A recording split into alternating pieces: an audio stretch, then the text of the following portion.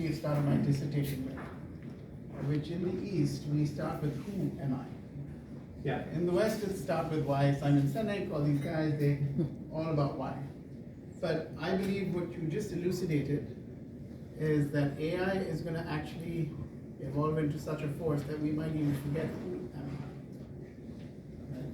So Yeah. I'd love for you to just share who you are, because you didn't share the story of who you are, Jonathan. I mean, John. Yeah. You know, and John C. Mack, beyond the fact that you're doing amazing work, I want you to share who are you. Okay, it's a very interesting question, and actually we have not prepared for this question. So I know the answer. The question is not who are you, it's what are you. The who is the identity. And I don't want to get abstract. Oh God. So since the day I can remember up until a certain day of my life, I was a who. And then, to make a long story short, I realized that the who that I thought I was not. And then you realize you're a what. And that what is two options. You're either asleep or awake. That's it. So you're definitely not a who. So that was a very short answer to a complex question. No, I love what you just said, because who am I is about living the awakened life. Right? For us in the East, we look at that very seriously. A lot of us are sleepwalking ourselves to extinction. That's what I believe here and now. With or without AI, human beings have come to a place where we're sleepwalking ourselves. So you believe that, or you know that? I feel it. It's a felt sense that this is where we are right now. The consciousness also contracts in that space, and that's why I mean, now I want to go on to the question that I was supposed to ask you is, why do you do what you do? Why are you doing this? Why are you doing all of this for humanity?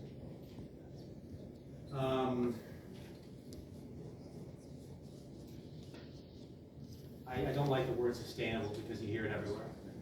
But this is not sustainable, how we're running the show. And actually, Life Calling, as much tech as it looks, this is about a much deeper story. Life Calling is just a Trojan. We use technology as a scaffolding, to get us into places where we can talk about the human soul. So I spoke at Stanford at the Institute for Human-Centered Artificial Intelligence, which would never have me come into the door to speak about the human soul and compassion. But because I was packaged in tech, I could get in and do this. We're talking about a much deeper problem that has plagued us since recorded human history. And but the real reason I do this is that there is no other game in town. And I'm going to be very clear. I'm not here for show and tell.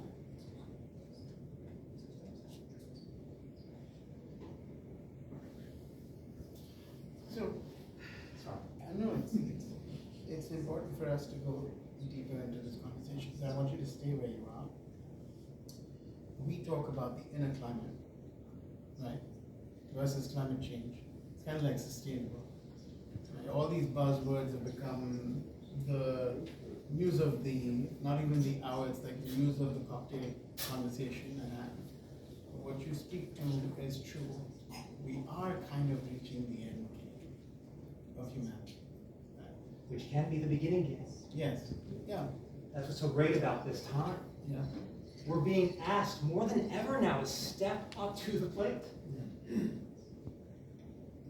And tonight's a very auspicious night. There's a big elephant that begins in about 40 minutes. And to me, this is one of the most fascinating moments in history. We're going to see two sides of the same coin of a country go at it with each other. I have no idea what to expect. I'm so fascinated by what's going to happen, but I'd love your perspective. Sure.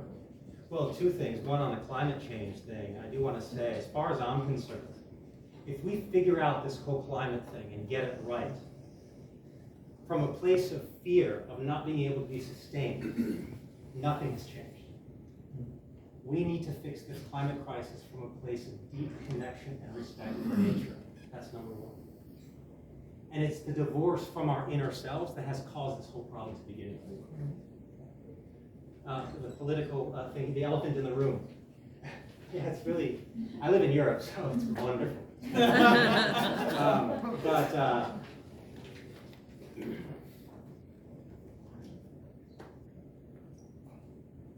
Give an infantile nation the freedom of democracy, and they will inevitably implement a dictatorship. Period. The infantile human wants authority. Give them the freedom, and they'll choose an authority. We have democracy very messed up. We think we live in a democracy because we're given freedoms. Freedom is not something you're given. Let's just be very clear about that. Maybe when you're a child, but then there's a certain point where we're supposed to grow up. We're given freedoms and we use it for hate speech. We use freedoms to show how unfree we are. Until this is aligned, democracy does not exist. So even democracy starts within. What about the Republic? The Republic? Yeah. In what sense? You can see I'm a Mandalorian, so I'm just curious about your thoughts of how the Republicans and the Democrats can unite. See, because that, Yes, to me, is, yeah. because one of the things I heard you say is come unity. That's exactly right. So how can we become unified? That's right. In fact, that's one of the most important fields of our existence. And so I'd love for you to just share with me. Yeah, see, this is all about, I mean, the name of the game right now is divide and conquer. This is all about taking sides right now. And you saw on the presentation, the place of taking sides. And what's really difficult, especially with all this social media and all the manipulation going on, if you're divided inside, no matter to what degree, media is going to add fuel to that fire. And they're going to amplify that divide in you.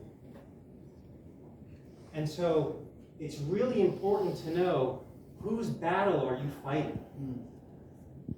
Is it your battle, or has someone else pulled you into theirs? Have you become sort of a warrior for a battle that's not yours? So I would say in times like this, especially tonight, watch if inside you're taking sides. Because the moment you're on a side, you can't rise to that higher dimension. That's the conquering. To take sides is to be enslaved. Unity is where the freedom is. It doesn't mean you can't have an opinion. Just make sure it's yours. One final question Yeah. for me, and then we'll throw it into the audience because I'm sure they have some questions for you too.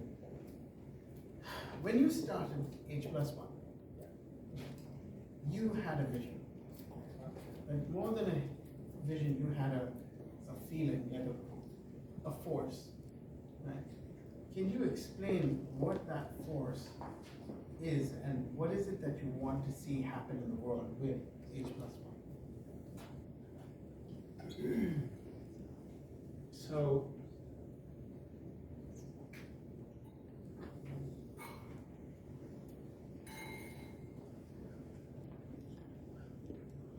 I don't want to sort of implant what everybody wishes for in their lives. But at the end of the day, we all just want to rejoice together. That's it.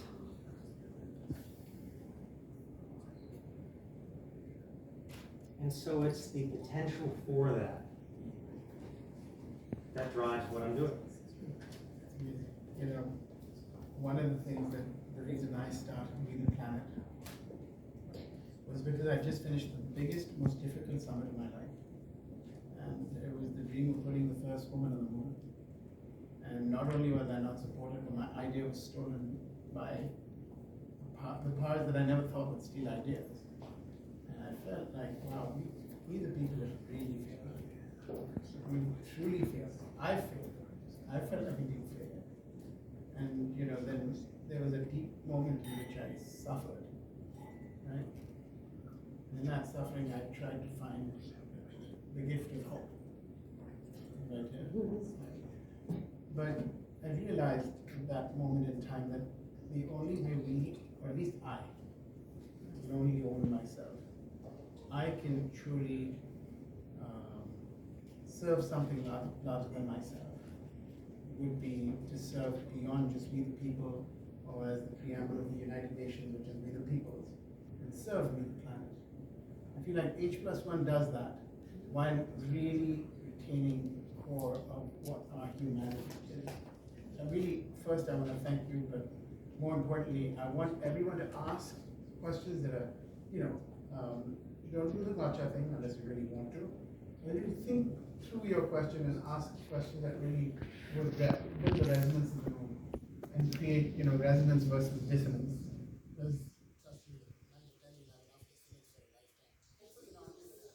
I think we're gonna have a lot of dissonance, But I welcome gotcha questions. Yeah. I can turn that into a resonance. exactly. He's a Jedi too, so I'm just saying the lightsaber can hurt sometimes. So. Come on. Yeah, first of all, thank you so much. I really appreciate the mindset and the analysis. So I wanted to ask you about, I believe that whenever there is a crisis and there's chaos, there's also great opportunity. I think you talked about the opportunity. What I have some ideas about, or some intuitions about what you're talking about in terms of the actual solution, but can you elaborate on that? Well, so the actual solution is to remember, because we don't need chaos to come together. It's the chaos that reminds us that we have to come together. And so we go chaos after chaos, natural disaster after natural disaster, and we get brought together for a moment, and then we forget. So we don't need chaos to come together. And I do think that in itself is part of the thought pattern, that we need the chaos to come together. So, but your question is about, so. My question is more about this. So for instance, like when you come to transhumanism, which I understand, Yeah. and I don't like that direction, Right. but I do believe there are ways that actually we can shift that. And for instance, use neurotechnology and technology to elevate human consciousness rather than actually let it destroy human consciousness and our humanity. What are some of the steps and what are some of the ways we can actually do that? Okay, that's an interesting question. I hope you all heard it. So, using tech as a tool, I'm all for it. The moment you think tech is going to elevate human consciousness, you've already let it use you. I'm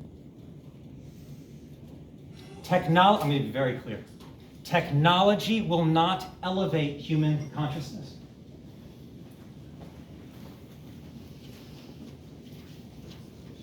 I'd love to actually discuss that with you Please. further. Not necessarily Yeah, now, please. but I do believe that, in fact, for our next leap in consciousness as species, we're going to need technology, and we're going to need neurotechnology, because we don't have millions of years to wait to have our consciousness evolve. We need neurotechnology to allow us to have a leap to do that. The elevation of consciousness can happen like that. You don't need to wait. You don't need to. There's a place in consciousness that has no time to it. And that's what we want to reach before we start considering. Because here's the deal. To be transhuman, you have to have first been human. Yes. You can't be transhuman if you haven't been human first. And so what I'm saying is we have yet to land on what it means to be human in its totality. Oh, absolutely. And the moment we land on what it means to be human in its totality, transhumanism won't even be spoken about. You won't even entertain it. Yeah. By the way, just to be clear, I'm not suggesting transhumanism Yeah. is good. I'm just So talking this man about- supports transhumanism. Did you hear that? But what I'm talking about is actually using technology to tap into our potential. So for instance, when most of this planet is in fight or flight response, there is less empathy. Yes, I'm saying get out of fight or flight. Exactly. So, I'm not, but you don't need technology to get out of fight or well, flight. sometimes it helps. Yeah, but then you're dependent. But it's a tool. Not if you're dependent. I think it's also true about the contrast. Yeah, I think what, so I understand where you're coming from and I understand where you're coming from. Oh, the moderator. Because we share one more thing in common, which is my favorite. We have a letter in common, meaning you have an H and I have an X, right? So what you're speaking to, what he's speaking to, is the inner ability to say we're all born human, right? Human beings. We spend a lifetime understanding how to be human, right? So he's speaking to that, and you're speaking to the idea of technology helping people get out of certain suffering states, perhaps. I don't know if that's where you're going. Yeah, So absolutely. that's definitely, but I think what he's That speaking- actually jeopardizes our humanity because we are in states of mind Right. where we cannot be human Right. because we're a state where we don't see it. Right. And I So, think you're speaking to the same. Yeah, and thing. I know what you do because we've spoken, right? And yeah, I would just like to see where that goes. Yeah. I'd just like to see where it goes. I think there's a way in which what he's speaking to is the unadulterated version of where AI doesn't become our next coping mechanism towards humanity's evolution. What I'm really speaking to, and the point that I'm trying to make is, we are all born with everything we need to be who or what we are. Nothing else outside of ourselves is needed. That's really the main point that I want to bring across. Now, if there are technological ways in which it helps remind us of, or if it can help deprogram the mind, Or rewire. well, yeah, okay, yeah, I'm not gonna go there, but, or rewire. I would say get off of all wiring, but okay, rewire, we'll go with that. As long as it's a help to return to our humanity, Absolutely. okay? But certainly not to transcend our humanity. Yeah, definitely. Yeah, and knowing what you do, yes, definitely, yes. Jennifer. I have so many ideas, this is so fascinating. But arguably, and someone in this room has heard this before, but arguably, words are the oldest technology that we have. Mhm. And so we're using technology, fundamentally speaking, for our thoughts. And how do we think about our internal programming in parallel with the external programming? So I'm curious what your thought is in terms of the interplay of why AI is coming in skyrocketing right now. Is that a manifestation, as you started, of our own internal software updating alongside this parallel outside manifestation? Or like what the interplay looks like? Yeah, it's very interesting. So she said that thought is really, it's sort of the first technology. And this, I often say, wouldn't it be great if we were, as children, imagine if we were children and we saw like a cat, we didn't know what it was. And we ask our parent, like say your mom comes in, you say, what is that thing? I wonder what the world would look like if our parents said, oh, we call that a cat. Rather than saying that's a cat, we call that a cat. What that's doing is it's removing the label off the thing, and it's saying, we actually don't really know what that is, but since we need to navigate the world together, we're going to use this word called cat, this word called cat. So that's the technology, right? But that saves the dimension of mystery and curiosity, right? As far as AI goes, with your question and why AI now, this is how I would answer that. If I said the human has actually done everything that it already can do, would that resonate at all? I mean, we've been to the highest peaks, the Mariana Trench. I mean, now we're trying to go to Mars. I mean, we've really done The next thing, the one thing we haven't done as a collective is stepping up into the fullness of the self. Yes. And because we haven't realized that yet, and because it's such high time to realize that, this AI thing is becoming the alternative. We're now at a juncture where we've pretty much done everything. And now we have this decision. Are we going to do it ourselves? Or are we going to merge with something outside of ourselves? Please. Go ahead. Why not make the AI the tool that allows us to develop further? Allow AI to be the tool that develops us further. Develop in which way? Everywhere, intellectually, soulfully, belief, understanding, love. So, based on... It saves me a lot of time, I'll tell you that. Oh, yeah, that's for sure. That's for sure. But it saves you also,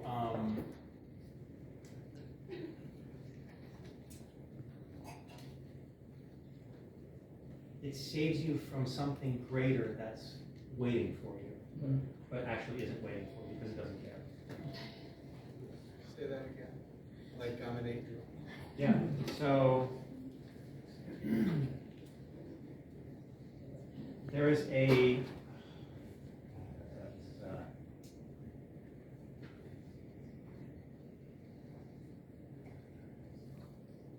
you like your 8-year-old. So we have this. Every individual is born with this a priori need to transcend, to realize itself. It's called individuation. Everyone has this need to individuate, to realize truth, to realize love.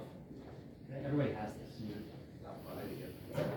Sorry? I'll buy the everybody, but I never Okay. say it, All I right. never say ever. Okay, all right. Most people who I've met have that. Technology is delivering an artificial version of that. And so if the artificial version makes it easier for you, what I'm saying is that you're going to miss out on the real thing. Or elevate the better. Or elevate the better. Okay. Try that out. Let me see how it goes. So you're an artist, and Yes. there's actually not a lot of artists on this side of tech. And I'm an artist too, so I can relate to that. And most of my artist friends are running in the opposite direction of tech. Saying that it's going to kill everything that makes humanity special. Yeah. And I truly believe that an artist, that we fulfill our purpose when we use our art to bring humanity together, right? When we build bridges and we communicate in a visual language or a different language that transcends the typical language. How are you doing that with Life Calling, and what kind of impact do you hope to serve in the big picture of what you're doing now? Thank you for that. So, Life Calling uses art as sort of an entry point because it's reaching a completely different public, and it's putting them through an interactive experience to sort of navigate in themselves. Where are they in this unconscious migration? And then what are the necessary steps they can do to ensure that their humanity survives? And Life Calling does link up, as we travel with this show, we do link up with local artists who are doing the same thing. And we are not linking up with people who are artists that are running away from tech, saying it's the worst thing in the world. Because again, that's part of the game of the taking sides that's happening. Right. Yeah. Craig, I know you had your hand up. Yeah. Change of consciousness at scale. Yeah. Yuval and I speak a lot about that in the talk, yeah. When you talk about technology, and it's a question of how we define technology, whether it's language, thought, religion. I'm just curious, particularly given this cohort, about psychedelics and the ability to figure out how to use that for scaling. Yeah. And leave aside all the social, legal. Yeah, sure, but yeah. This is as a technology. Yeah, this becomes a sensitive subject for some. So,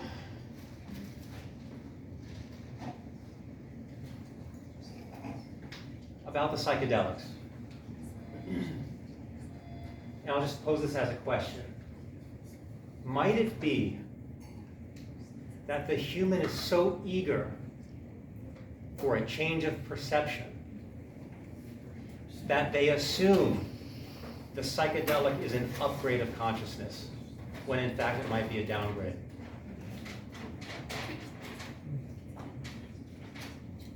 I'm thinking more as a tool.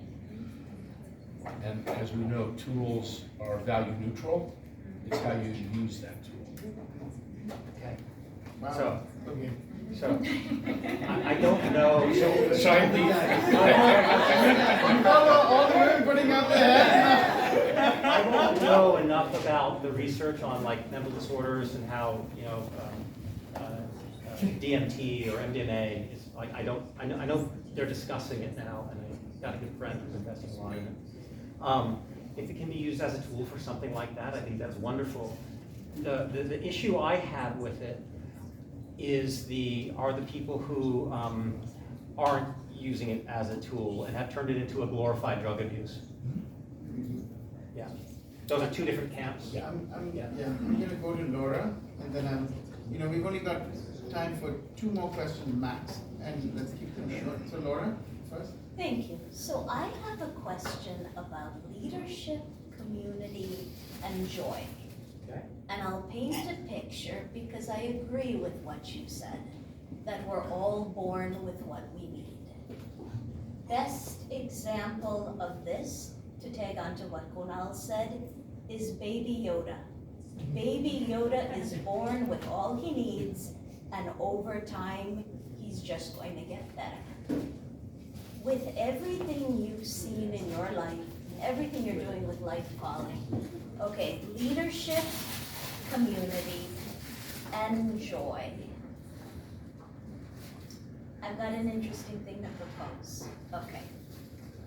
You see it between generations a lot. You see it with baby boomers, you see conflict with Gen X, with millennials. Millennials that are now late 30s are coming into positions in their organizations where they are decision makers. Okay.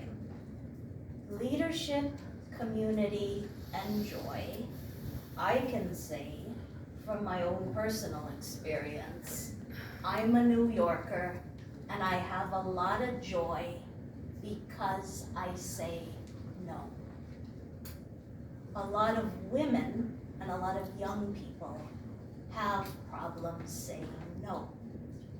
All of us are fostering our own communities. There's a lot of entrepreneurs in this room. There's a lot of creative people. As a leader, what is your take on hearing the no, realizing when it's appropriate, and still building the community so that joy exists? So if I understand all that, okay.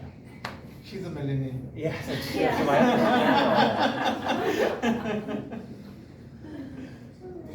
If the no comes from a boundary of proper self-respect, then that pertains to your joy. And I think it's as simple as that. Leila. I wonder if we're talking about the human as a stable concept, right? Because I've worked with a lot of frontline communities. Yeah. I'd like to come at it from a trauma-informed Oh yeah, please, yeah. and maybe as a follow-up to Craig's, right? Which is that we live within systems, colonial systems, predominantly capitalist systems, patriarchal systems. By more conservative estimates, by the end of the century, there will be 10% of the human population that are climate refugees. Yep. There's a politics to this, and it's revolutionary from my perspective. Given the systems that exist today, there's an inevitability, right? So I just wondered if we could address material 3D reality systems dominance. Yeah, sure. So Yeah, I appreciate the question, and I get it. I really am a materiality person. Like, I really am. The problem, though, if it's a problem, is that the outer systems that we have are reflections of the inner systems that we run. And so, although I want to be material, it still comes back to this. And no outer system is going to change until this inner system changes. And I can't address the bigger systems and all the victims, and there are victims of the system without question. Right? Like anyone who says, oh, victims, no, there's such a thing in the material world as victims. Okay? But I don't attack large-scale systems because I do know that at the end of the day, the only real bona fide solution of getting those right is to go here. Please. Is that not an individualistic approach? Right? Very. And I mean, you know, I took the subway yesterday, I went through my house, 5 p.m., people were smoking crack. Yeah. It's like, how do we bring, like, Yeah. what do you say to that? To the addicts and the crack addicts, like, what do I say to them? Right, I mean, there's a evolutionary process for humanity, right? And Right. we're all at different places in that evolutionary Right. process. Right. And to look at someone who has been, I don't know, a refugee, abused, whatever the systems have, and you know, and technologies like psychedelics bring people like that back. Right? Sure. Sure. I don't know of any other technology. Well, I think clearly, John, this is showing me that you and I have to have a summit. Maybe a 3-day summit or 1-month crash course on this humanities stuff. Look, I can't say if an addict is not supposed to be an addict. Like, that's just not even my job. I can say that if a certain individual wants more, that people should step in and help out. But I'm not sure if I understand the question in a way that I can answer it so directly. I think what I'm saying is that there's human, and Yeah. then there's humanity. Definitely. There's Maslow's pyramid, right, which you referenced. Yeah, And definitely. many of us are scrounging for food and water, That's right. and other of us are reaching for self-actualization. That's right. So I think that's just where, yeah, that's just. where Yeah, I'm struggling. Yeah, I have issues with Maslow's pyramid. So did he. He did. He actually changed his pyramid. I think he changed it twice. But no, there is definitely humanity. And in my talk with Yuval Harari, I mean, one of the things we speak about, we're speaking about like 8 to 9 billion people on the planet, like with a lot of issues. And this presentation doesn't serve that, right? And I just, yeah, I don't know what to say about it. All I can say is that I am speaking of something that is, yes, very individualistic. And although it's very individualistic, here we are gathering and discussing it as a group and a community. And I just think this is the way it moves out. Yeah, I think on that note, you know, to be honest with you, it takes a lot of courage to actually say, I don't know, because everyone wants to be the known, the knower, the known, and the expert in the room, ChatGPT included. Yeah. Right? So to not know and to come into community and become one and explore it is actually the essence of humanity. Right? Yes, and I would say certainly separation is fueling a lot of that, right? So on that note, I'd love to ask more questions, but I want to make sure that we first honor and congratulate and thank our dear friend, John Mack, who's on a trajectory towards making the impossible possible. You have my support.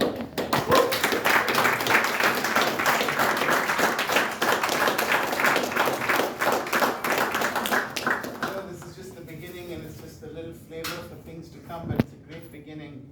And you know, everyone everyone over here. We have a few minutes before we have to go to the debate. All of us will be chasing after that debate, I'm sure. What side are you taking? Humanity, Humanity, that's it.